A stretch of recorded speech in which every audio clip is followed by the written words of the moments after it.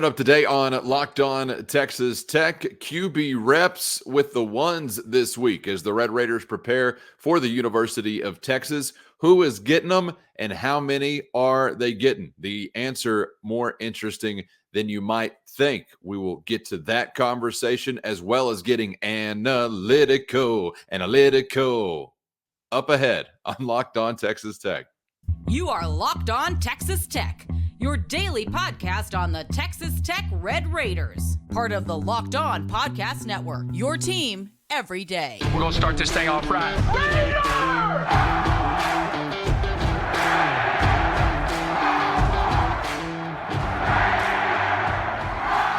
With Chris Level, I'm Casey Cowan. Always glad to be your first listen on the Locked On Podcast Network.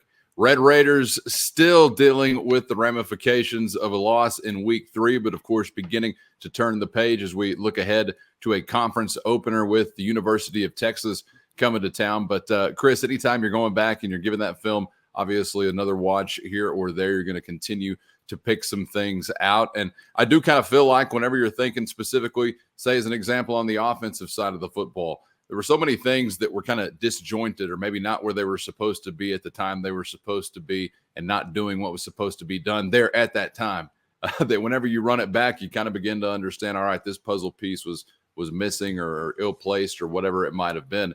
And as you go through this week, you hope for some young guys, particularly on that side of the football, you'll begin to see some progress made as a result of the experience you go through. You and I mentioned that on yesterday's show, Top 25 on the road. You battled, but you fall, but you hope that there are a lot of lessons to be learned there from that. And some of what we'll hear from Joey McGuire here today as we'll look back to his weekly visit with the media. It seemed like that process was well underway this week. Yeah, Casey, I think as frustrating as maybe this past weekend was, hey, look, yeah, you did. You lost to a top 25 team at their place with their best team and what they would feel like for 20 years. I mean, it sucks that you don't get them next year because like all 5 starters in their secondary all graduate. They're all gone. I mean, but you just happen to catch them in the 1 year where they just had a really, really good team and you have a really young offense, so because, I think it's important to remember, do we remember how good Bailey Zappi was? Right? I mean, you're familiar with how good he was the last couple of years. Well, when he was a sophomore, I think he threw a whole bunch of interceptions and he was just kind of okay. And so, when Tech saw him, they got, I think, basically the junior version of Bailey Zappi, Right. a couple of years ago. And then obviously Zach was able to get the senior version at Western Kentucky last year. But, it just kind of was this just bad luck, I guess, just the year that you caught him. What I was going to say was, though, is that you just hope you learn from these mistakes or Right. these experiences, because if you don't learn from them and improve upon them, then that game really did suck for a variety of reasons. But you've got to get better from it and learn from it. And obviously something didn't necessarily translate from the Houston game to the NC State game from a don't throw it to the other team standpoint. And if you go back and because I went back and I thought I saw what I saw, but I went back and watched the game. And if you go back and look at that 4th and 1 where the pick 6 happened, that's Donovan checking to that play. You can see visibly him do it. I mean, he's given a receiver the signal and he's kind of taking some time and all that. And it makes you, now maybe that's some of the things that Zach will work with Donovan on this week is that, hey, let's maybe not check in and out of stuff right now. I want to give you that freedom because I think that helps you as a QB. But maybe we take those reins away. I don't know. I know that's not how Cliff ever did it, and that's not how Zach would ever want to do it. But it's things like that I think the game within the game. Like I look at I went back and watched the play. There's one time when Donovan gets sacked, and the offensive line is going to get tagged with this sack, right? But it's just Sir Roderick Thompson, who's one of the best players on your team. He just runs right by the guy that's blitzing, and then after it's over, he puts his hands on his helmet like, what did I just do? And it's one guy, not to call out Sir Roderick. It's just But, in road environments and hostile environments, sometimes guys just kind of forget or just lose their mind a bit. But you've got to grow up and learn. And Sir Roderick should be one of those guys that you're really leaning on. And even he made a mistake. And again, kids are allowed to make mistakes. Don't get me wrong. But, I just say all that to say, hopefully you improve upon those things and you start to get better from it. Maybe Sir Roderick was gunning for like a hands to the face penalty against himself for himself. I don't know exactly what hands to the head do in that situation other than suggest to everyone watching, I'm the guy that biffed it. At least play it cool and keep the hands down to the side. Yeah, but the Cobra, right. The surrender Cobra Yeah. is never a good look. To your point there, away from Sir Roderick, but still kind of also away from the offensive line, leading to some of what you saw as far as pressure on Donovan Smith or sacks or disruption. Joey McGuire also mentioned specifically sometimes when Donovan Smith's got to get rid of the football, and it wasn't all on the offensive line as far as some chaos that was created there. So that's why I say you go back, you continue to hit the film, and you understand that, as disjointed as that look, that would suggest that you're kind of failing on multiple levels. So things to get sorted out in varying degrees between varying positional groups. Exactly what you're describing right there. That one of the things you'll take away from Saturday night. Head coach Joey McGuire, to kick off the week, touched on other things to glean from a tough road loss in Raleigh, North Carolina. Amazing we were in that game. It shows a lot about our players' resiliency. It shows a lot about how much they care about each other, because when you turn the ball over 4 times, you shouldn't be in the game. You shouldn't have a chance to still be playing that close. And so it says a lot about them. We've got to protect the ball. We've gone 2 games now that I think we've had 7 turnovers in 2 games. It's definitely, it's one of those deals. We play a weird game with a weird ball. It bounces a lot of different ways because I don't know if there's a team that emphasizes it more in practice. I know y'all have been out there and hear me yelling like crazy, ball security, whenever we're in our pat and go and our routes on air, and we're fanatical about it. And so it's really important. We're fanatical on the other side, and we're not getting the ball out, and so we've got to do a better job of protecting the ball and taking it away. And then, I think they've learned the last 2 weeks, you just got to keep fighting. You got to play all the way through. I mean, I showed the slow motion view of Rabbit knocking the ball out and it going through the end zone, and trying to get these guys to understand that's our DNA. We're going to play from snap to whistle, and we're going to play as hard as we can, and at the end of that, if you have an opportunity. So, and it's a mixture. I'm going to be the first one to tell you when I say that, it's kind of tongue-in-cheek. I mean, Coach Kitley will be the first one to tell you that he has to do a better job, or our quarterbacks have to do a better job of identifying the looks. And then, we've got to protect them and get the ball out on time, and we're going to do that. I mean, I think we have already started a good plan, and I think we'll be ready, and we'll do a better job on Saturday, putting us in a better situation. I think it is like you talk about. There's a lot to discuss right there with what Joey's saying, but it's important for us to remember too. There was a lot to like in this game too. You lost. That's all that matters. It goes in the right hand column, and that's not what anybody wanted. But there were a lot of things to build on, and you're right. I think Joey's right too. And I told Tim DeRuiter this. I was like, there's many years where that defense isn't holding them to field goal attempts, or that ends up being a 40-3 game. And the fact that you kept scratching and clawing and making plays and all that says a lot about. But bottom line is, you just simply can't. You can't have 7 turnovers in 2 weeks and expect to beat good teams. And you were fortunate enough to beat Houston, but it wasn't good enough, obviously, to beat NC State. I will say, after watching that game, and you hear the comments from everybody over there today, that the offensive line did play a lot better, and I think they gave their quarterback some time. And it's just a matter of Donovan either needing to cutting it loose or tuck it and go. But I think he's, still learning and all that, and it's painful right now. And I think that obviously he gets a bit dinged up, but I think that O-line, I guess, is the main point there, that they played much better than they did the week before.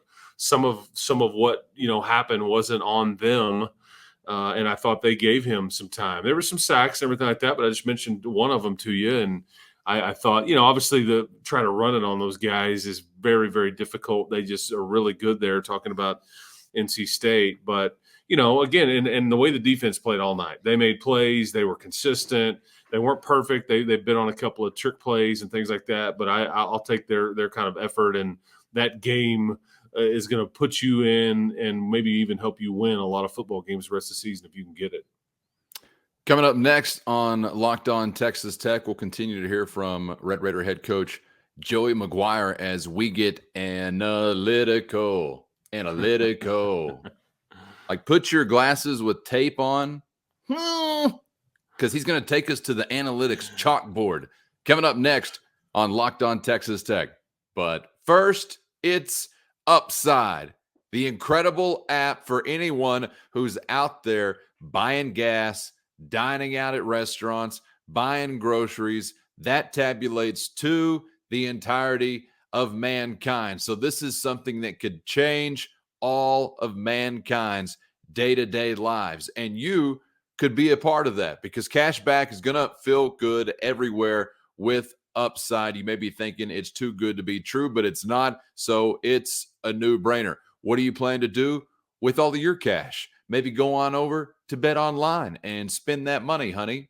Well, it's your decision. It's your cash back with Upside. Today, get started downloading the free Upside app and use my promo code LOCKED. That's LOCKED, LOCKED, and get $5 or more cash back on your first purchase of $10 or more. Then go claim an offer for whatever you're buying on Upside. Check in at the business and pay as usual with a credit or debit card and get cash back. Upside users earning more than $1 million every week. That's probably why they have just under a 5-star rating on the App Store. So download the free Upside app today and use promo code LOCKED, LOCKED. That's promo code LOCKED to get $5 or more cash back on your first purchase of $10 or more using promo code LOCKED, and get cash back right now with Upside.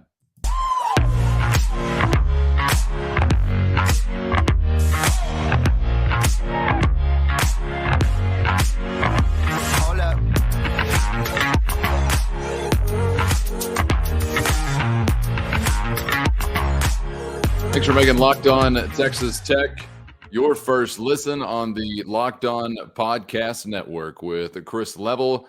I'm Casey Cowan.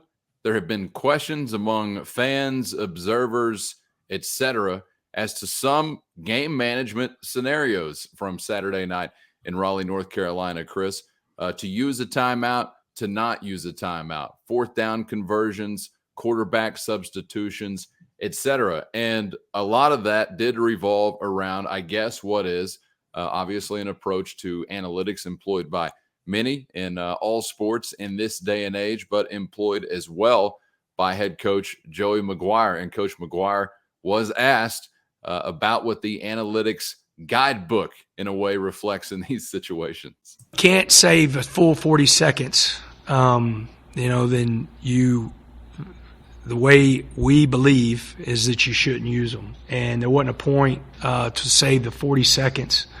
You kind of go back and forth. I mean, I talked about it right after the game.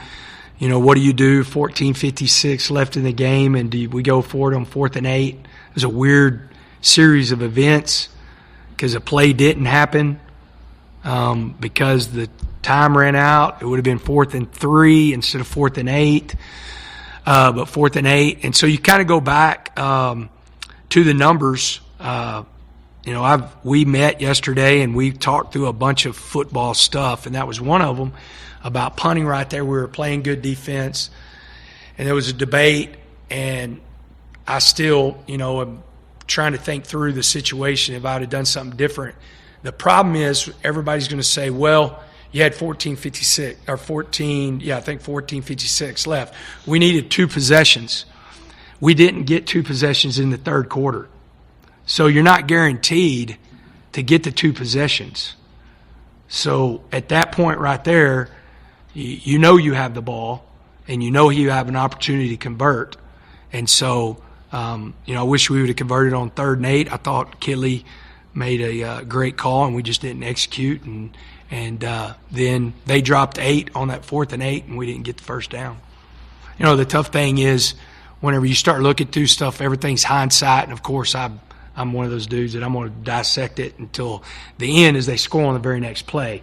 So then you're like, okay, if you would have punted it away, what would have happened? And so, would they have gone on an 8-minute drive like they did in the 3rd quarter? That's just something that, we took into account, that you get the first down there, you still have the football, and that would have guaranteed that we would have been able to get 2 possessions to win the game. Yeah, analytics are tricky just because there's a gazillion decisions within a Saturday afternoon in a football game, man. And we're only talking about this because you lost. If you'd won, probably more than likely not talking about any of these things and hammering out when you take timeouts, when you don't, when you go for it, and all those things. And it's become a lot more popular to go for it on 4th down in the NFL and college and all that, because the numbers do show, man. You convert a lot of them. Mm-hmm. But I have no problem with what any coach really believes as long as they stick with it, because he talked a lot about analytics versus like old school way of thinking. I mean, and he even used NC State in his example. On 4th and 1, I think they kick a field goal. On 4th and 1, he decided to go for it. And, you didn't get it. You threw a pick 6. I'm sure he would have much rather, in hindsight, I probably should have kicked the field goal, or I should have punted it, whatever, done anything to avoid the pick 6. Exactly. And so it's just tricky on all these decisions and all that, because when they don't work, they get criticized or we question them or everything. But you have to have a belief in whatever you're doing, and then just kind of stick with what you think is best. Just like Dana Holgorsen and taking the ball in overtime the very first. I mean, that goes against so much of what everybody else thinks. He believes in it. It worked one week, it didn't the next, Yeah, I mean, I don't know why people get wrapped up into some thought that when something works, that means it's never going to not work, or vice versa. I mean, obviously, everything's got a chance to have mixed results and will mixed results, because there's nothing that's perfect yet, at least out there, whenever it comes to the football approach and the approach to football. And I know, Chris, you've probably heard of these teams here or there who they never punt, they onside kick every time out. Right. The high school in Arkansas, I think, does that. Yeah, they've got their numbers that tell them, hey, this is a good idea, and mostly that number is 100 proof, as in Jim Beam. I don't know what else they could possibly be deferring to say, yeah, every time. No, you and I as Tech fans, I'm halfway kidding. You and I as Tech fans got a taste of that with a much more aggressive approach whenever the Mike Leach era was in effect, and it was a mixed bag. I mean, I think, Chris, there's nothing that you want to be set in stone with on either side of the football. I think you do want to be able to adapt to the game. You talk about situational football and practicing here or there, so when these opportunities come up in these contexts within a game, you're ready and you've got a plan of some kind. But that involves all kinds of different situations and what those situations could call for to actually make sense. And I got to tell you, to be honest with you, I'm only talking about this because Coach McGuire was asked about it, and I thought it was an interesting answer. It's not because they lost or anything like that we're talking about it, because it wouldn't have been first and foremost in my mind. Like, boy, if you just had some of these timeouts in different places, you wouldn't have thrown a pick 6 here, or Drew Hoka wouldn't have muffed a punt or something like that. So I just thought it was an interesting answer, because I always like a peek behind the curtain as to the thought process, right? So there was a little peek for Coach McGuire. And I do agree with you in general. Go down with your ship, whatever it may be. I think about that for ADs with like coaching changes and things like that, or coaches with philosophies.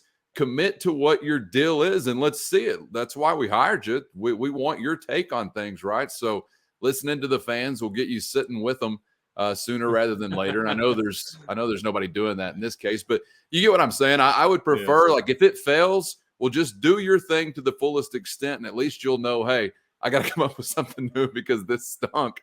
Don't be wavering back and forth here or there, week to week or season to season. I don't think anybody's going to like that. I think the main thing that you can take away from Joey's conversations with the media, whether it be early this week or even after the game, is that one thing holds true, because he also made another comment. I think it was maybe – I forgot which media setting it was, but it's along the same lines. But he kept using the word aggressive. We're going to be aggressive. And that's really the way all of this funnels. They went for it on fourth down. They called their timeouts or saved them until, whatever. But it all points to just they're going to take chances. They're going to be aggressive. And he made it clear it doesn't matter if we lose 40-3 or 43-40.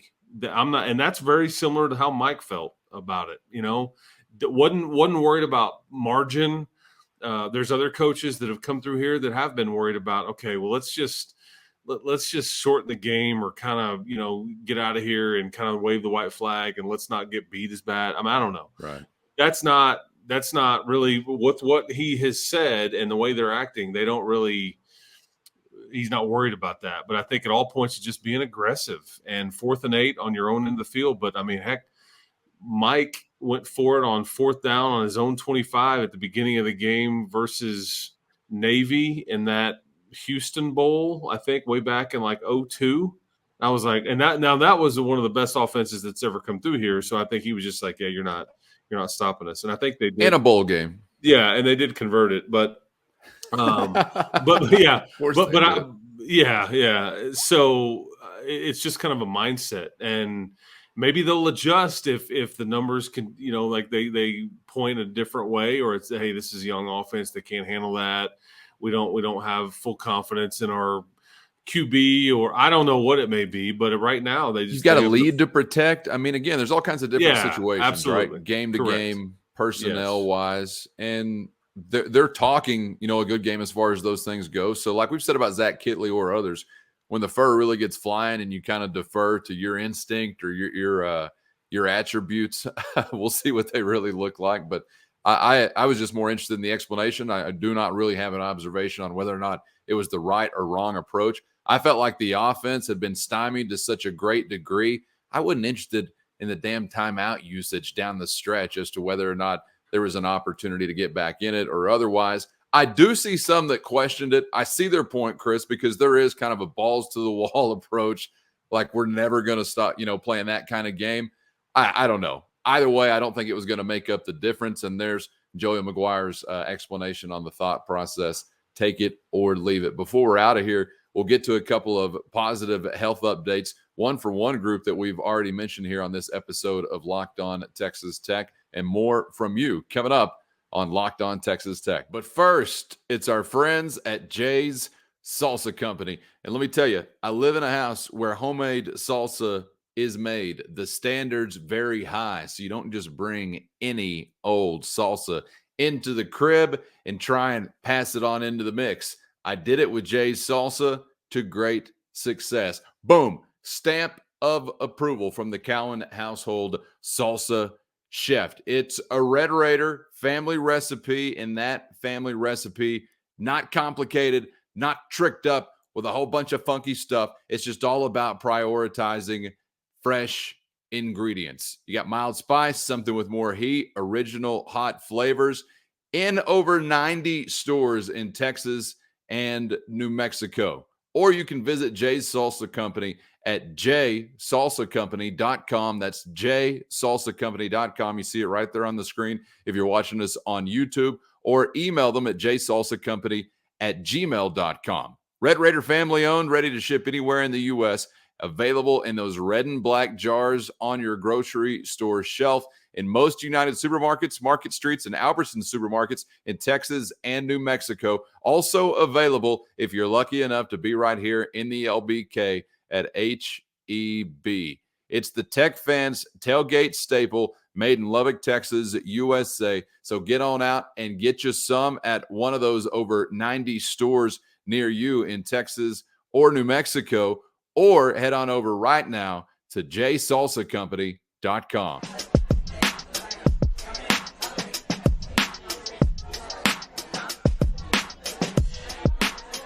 Back at it on Locked On Texas Tech. Your team every day is part of the Locked On Podcast Network with the only Chris Level. I'm Casey Cowan. Of course, coming up this week, we will begin to turn our attention tomorrow to the Longhorns coming to town as the Red Raiders and UT will tangle Saturday afternoon from Jones Stadium. And, man, what an interesting matchup and what a couple of weeks both teams are coming off of that could impact this matchup for better or worse. So that and a whole lot to get into before we're done here rolling into Saturday on Locked On Texas Tech. But first wanted to go back to some updates and some clarity offered from head coach Joey McGuire, Chris, on a couple of situations as it relates to the injury report. I wanted to begin with the group that we've already mentioned, the offensive line, and Weston Wright, who sounds like will be back in the fold coming up against UT. And any way you slice it, that's going to be good news. Yeah, he actually walked through the facility earlier this week and was able to eyeball him and all that. But yeah, I mean, Joey indicated that that he would in fact be back, and I think that that allows Jacoby Jackson and Landon Peterson to kind of rotate at that other guard spot. But it just makes you better. Weston is just like he's an enormous human. One and two, he's just solid. He knows what he's supposed to do. He's going to be really solid, and he's going to be a big reason why that offensive line, I would think, would play better. So that's good news. And you want to talk quarterbacks now? Well, okay. Answer this question real quick if you don't mind before we move on. Where does Jacoby Jackson go? I think that Jacoby Jackson, Landon Peterson, and I couldn't tell you who's for sure going to start. Okay, but they'll both play right guard. Okay, that's what I gathered, is that they'll both play right guard and kind of split series, quarters. I don't really know, and maybe one starts and then we just kind of see how it goes. But I'm not sure if that decision's been made yet. But I do think Weston Wright would end up playing left guard, and then the other two would play, right guard, and so kind of I don't know, alternate or so. I don't know, but that's kind of what was indicated to us. Okay. As far as the quarterback position, give me your general sense on what was said about Tyler Shuck to kick off the week, because obviously it's a status when it relates to the season at large that's still very much alive, and he's engaged in the process. Coach McGuire certainly alluded to that, him still being very much locked into what's going on week to week. But I thought it was also interesting as he described the healthy quarterback status when it comes to reps this week and kind of splitting some things there. So, man, there was a whole lot to process, wasn't there? Yeah. So I'll take those in order in that, I think Tyler Shuck, it just sounds like this is an injury, and he did indicate, there's surgery that took place and all these things with Tyler, he being Coach McGuire, but it just sounds like Tyler Shuck's going to be back much sooner than later. And because, I mean, I thought maybe season ending, I thought 2 months, but really all they're ruling him out for is the Texas and Kansas State games. I don't know if Oklahoma State is realistic or not, but I think the West Virginia game is certainly a possibility. That maybe even be a stretch, but I just think because he's been in the building, he's meeting with everybody, he's studying film, he's in his same routine. This is how this guy operates, and he really hasn't swayed from that at all. When he's not really anywhere close to necessarily playing, he's still, I think even McGuire said he's in there watching Texas film already, preparing like this week, like he was playing. So that's just kind of how his mind operates. And that's probably the difference between a 23, about to be 24-year-old that's been through this a lot and that's very serious about it versus younger players that are just kind of figuring out life as a college quarterback and all those things. So there's that. I figured, Chris, if his injury report gave Tyler any hope at all about being back on the field, that he wasn't going to waste a minute in this kind of downtime physically, that he would have at his disposal, right? And it seems like he got that kind of report. Yeah, I would absolutely agree. And so, I think that you're going to look at, it's going to be in totality about 6 weeks away, like when he first got hurt versus when he is eligible to go. Now, gotcha. And we'll see what that looks like and how healthy he is when he's cleared and how long it takes him to get back up to speed. And, do you want to practice him for a couple of weeks? I don't know. And we don't know what the quarterback position here will look like between now and then either, but it is worth mentioning. I think you have not seen the last of Tyler Shuck this year. And then it's worth mentioning too, Casey, that Donovan was dinged up a bit in that game. You go back, I think it was in the fourth quarter, and he goes down, and I thought it was kind of a potential penalty. He gets hit awkwardly and kind of gets bent backwards, and he's down on a knee, and he gets kind of hit, and he kind of popped up, and because I thought, oh man, this may not be good, but he was okay. And I was wondering if there would be a late hit or personal foul or targeting. I don't know what, but there was no flag or anything. But and so that's part of why I think they let Barron finish out the game too. Let's just not put Donovan in harm's way. And we can in turn get Barron Morton some reps. But I say all that to tell you that with that injury and with Donovan not playing great, even prior to that hit, I think they want to allow these two guys to really split the reps this week. And I'm not saying that Barron's going to start this week, but I think they're competing this week. And I think that, that is something worth monitoring. And Coach McGuire was very clear he intends to play both guys this weekend. What that looks like, is that one play where they're both in there? Is that splitting series? Is that alternating them? I'm not sure, but I don't believe in any way that Zach Kitley believes that the best way to go about that position is rotating guys or alternating or anything like that. So it would be so what it does look like about playing them both, I'm not real sure. We can but they're both going to practice quite a bit this week, I guess is my point, with the first team. That's really interesting. And I think actually, my question about whether or not QB1 was up in the air against UT, I thought was kind of extinguished after some conversations through 48 hours, 72 hours as we get a little further into the week, Chris. And then you kind of hear the way that it's described as far as really valuable reps. You only get so many as you prepare for the University of Texas. And I don't guess I go back to saying, hey, is there a new starting quarterback? But I kind of go back to thinking, man, is there a new proportional allotment when it's going to come to maybe snaps they want these guys to take in game? Like, is that pie split up maybe a little bit differently now? I don't know, but the conversation is a little bit more interesting than maybe I thought it was going to be. Yeah, I think this is a combination of, okay, Donovan's a bit dinged up or bruised up or whatever, and so let's lighten his load a little bit, but also let's get his attention too. So it can be twofold, not that anybody needs to be motivated or anything. I'm just saying, but I think you're trying to protect your own, your own situation too, in that, okay, gotcha. If he's not, playing as well, or he's kind of compromised, we got to get the other guy more snaps. So who knows what, but. I guess I should say I believe Donovan Smith will start versus Texas. I want to make that very clear. But is the leash shorter? I mean, I don't know. Maybe. Interesting. Yeah. Interesting to marinate on until we meet again. Yeah, you can't quit throwing it to the other team. I mean, bottom line. I mean, that's so true. You know how many times Texas has turned the ball over in their last two games? 0. You have 7 of them, and that's just not winning football. Those 2 games weren't called off due to COVID, right? They did actually play them? They did play them. Darn. Yes. That's frightening. All right, so a couple of things to marinate on until we meet again. We'll have plenty more on the matchup as we turn to the Longhorns and their visit to West Texas coming up on Saturday as we get back at it tomorrow on Locked On Texas Tech. After today's episode, head on over to Locked On Big 12. Search for it on YouTube or anywhere you get your podcast. Make it your second listen with Josh Neighbors, as he'll take you around the league landscape with local experts on the ground in Big 12 cities and towns across the U.S. of A.